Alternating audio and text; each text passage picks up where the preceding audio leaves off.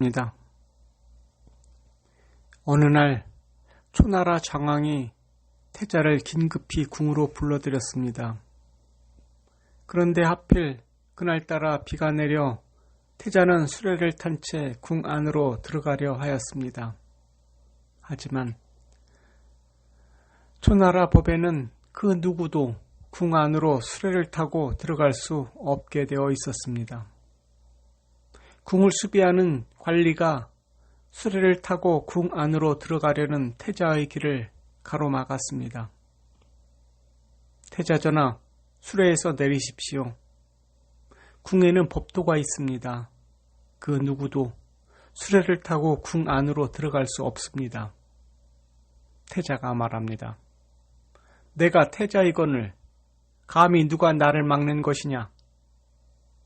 태자가 끝내 들어가려 우기자 궁을 경비하는 관리는 태자가 타고 온 수레를 아예 때려 부숴버렸습니다. 태자는 다음에 왕이 될 사람입니다. 자존심이 상한 태자는 아버지 장왕 앞에 나아가 궁을 경비하는 관리를 죽여달라고 말합니다. 그러자 아버지 장왕은 그 자는 내 법을 지켰고 태자인 너에게도 그는 아첨하지 않았다. 그리고 왕인 나에게도 공정하고 후계자인 태자에게도 공정하게 하였는데 어찌 그의 죄를 물을 수가 있겠느냐. 한비자의 일화에 나오는 이야기입니다. 그리고 한나라 때 법치주의자인 한비자가 이런 말도 하였습니다. 법은 신분이 높은 자에게 아부하지 않고 먹줄은 나무가 굽었다 하여 구부려 사용하지 않는다.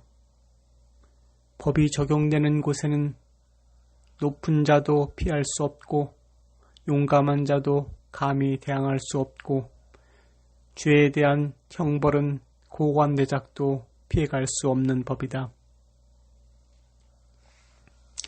국가를 지탱하는 법이 무너지면 나라의 존재 가치가 무의미해집니다.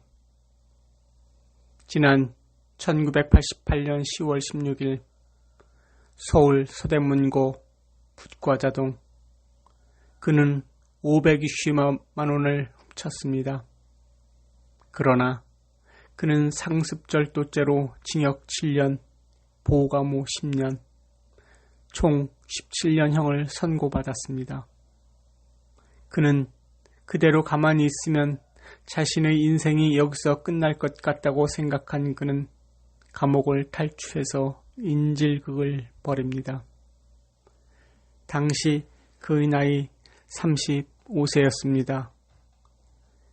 그는 인질극을 벌이는 좁은 창문을 통해 세상에 대고 이렇게 외쳤습니다. 500만 원 훔친 나는 17년형을 선고받았습니다.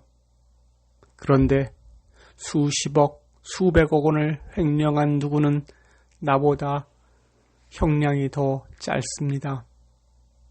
이 세상은 돈 없으면 유죄, 돈 있으면 무죄입니다라는 그의 외침으로 해외 유명 경제지에는 유전무죄, 무전유죄라는 말이 한국에서 고유명사처럼 쓰이고 있다는 내용을 다루기도 하였습니다. 우리나라 헌법 제11조는 이렇게 말하고 있습니다. 모든 국민은 법 앞에 평등하다. 과연 그럴까요?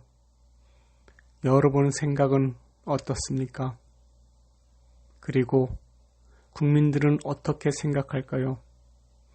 모든 국민은 평등하다는 헌법 조항에 동의할까요? 아니면 탈주범의 유전무죄, 무전유죄에 공감할까요? 법률소비자연대의 조사에 따르면 국민의 80%가량이 유전무죄, 무전유죄에 동의한다고 합니다. 이 세상은 법률적으로 평등하다고 말을 합니다. 이 세상은 법적으로도 평등하다고 말을 합니다. 그리고 정치적으로도 평등하다고 말을 합니다. 그러나 이 세상은 실질적으로 평등이 이루어지지 않습니다. 다만 형식적인 평등이 이루어질 뿐입니다. 그러면 하나님을 믿는 믿음의 자녀들이 가서 살아야 할 하나님의 나라에도 유전무죄, 무전유죄가 존재할까요? 여러분은 어떻게 생각하십니까? 저는 유전무죄, 무전유죄라는 말을 보고 깨달은 것이 있습니다. 혹시 다른 분들은 저의 말에 동의하지 않을 수도 있겠지만 하나님의 나라에는 유전무죄, 무전유죄가 아닌 유영무죄, 무영유죄가 있습니다. 이것이 무슨 뜻이냐고요? 말 그대로입니다. 영이 있으면 무죄, 영이 없으면 유죄입니다. 이 세상에서는 돈이 없으면 유죄, 권력이 없어도 유죄. 그러나 하나님의 나라에서는 영이 없으면 유죄입니다.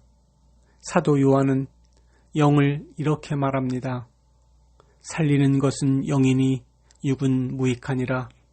내가 너희에게 이른 말이 영이요 생명이라.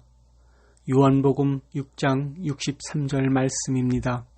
영은 곧 하나님의 말씀입니다. 유영무죄, 무영유죄를 다르게 표현한다면 유언무죄, 무언유죄가 됩니다. 하나님의 나라에는 하나님이 주신 말씀이 있으면 무죄, 말씀이 없으면 유죄입니다. 하나님의 나라는 돈으로 갈 수 있는 곳이 아닙니다. 하나님의 나라는 권력으로도 갈 수 있는 곳이 아닙니다. 하나님의 나라는 지식이 많다고 갈 수 있는 곳이 아닙니다. 하나님의 나라는 착한 일을 많이 했다고 갈 수 있는 곳이 아닙니다. 하나님의 나라는 구제를 많이 했다고 가는 곳이 아닙니다. 하나님의 나라는 봉사를 많이 했다고 가는 곳이 아닙니다. 하나님의 나라는 선교를 많이 했다고 가는 곳이 아닙니다. 이 세상 사람들 중에서도 착한 일을 하는 사람들이 많이 있습니다. 이 세상 사람들 중에서도 구제하는 사람들이 많이 있습니다. 이 세상 사람들 중에도 봉사하는 사람들이 많이 있습니다. 이 세상 사람들도 선도 행하고 구제도 하고 봉사도 많이 합니다. 그런데 누구는 교회에 다닌다는 이유로 천국에 가고 누구는 교회에 다니지 않는다는 이유로 지옥에 간다면 이것 또한 불공정하고 불공평한 것 아닐까요? 그럼 하나님이 불공정한 분이십니까? 아닙니다. 교회에 다닌다고 모두 다 하나님 아버지의 나라에 들어가는 것이 아닙니다. 하나님 아버지의 영이 없으면 절대 하나님 아버지의 나라에 들어갈 수 없습니다. 이 시대 교회에 초대받아 교회에 다니는 사람들은 아주 많습니다. 그러나 하나님 아버지의 나라에 선택받은 사람들은 아주 적다고 합니다. 예수님께서 이렇게 말씀하십니다. 초대받은 사람은 많지만 선택받은 사람은 적으니라. 마태복음 22장 14절 말씀입니다. 누가 뭐라고 해도 하나님의 나라는 오직 하나님의 말씀으로 들어갑니다. 사도 바울은 누가 그리스도인이며 누가 하늘나라의 백성이며 하나님의 자녀인지에 대하여 이렇게 말합니다. 만일 너희 속에 하나님의 영이 거하시면 너희가 육신에 있지 아니하고 영에 있나니 누구든지 그리스도의 영이 없으면 그리스도의 사람이 아니니라. 또 그리스도께서 너희 안에 계시면 몸은 죄로 말미암아 죽은 것이나 영은 의로 말미암아 살아있는 것이니라. 예수를 죽은 자 가운데서 살리신 이의 영이 너희 안에 거하시면 그리스도 예수를 죽은 자 가운데서 살리신 이가 너희 안에 거하시는 그의 영으로 말미암아 너희 죽을 몸도 살리시리라. 그러므로 형제들아 우리가 빚진 자로 돼 육신에게 져서 육신대로 살 것이 아니라 너희가 육신대로 살면 반드시 죽을 것이로되 영으로서 몸의 행실을 죽이면 살리니 무릇 하나님의 영으로 인도함을 받은 사람은 곧 하나님의 아들이라. 너희는 다시 무서워하는 종의 영을 받지 말고 양자의 영을 받았으므로 우리가 아바 아버지라고 부르짖느니라.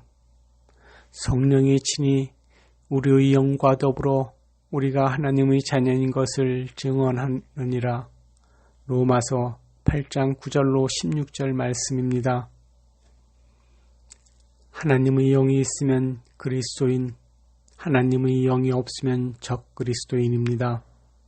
하나님의 영이 있으면 하나님의 자녀, 하나님의 영이 없으면 사생자입니다. 하나님의 나라는 하나님의 영을 받은 하나님의 자녀만이 들어가는 곳입니다.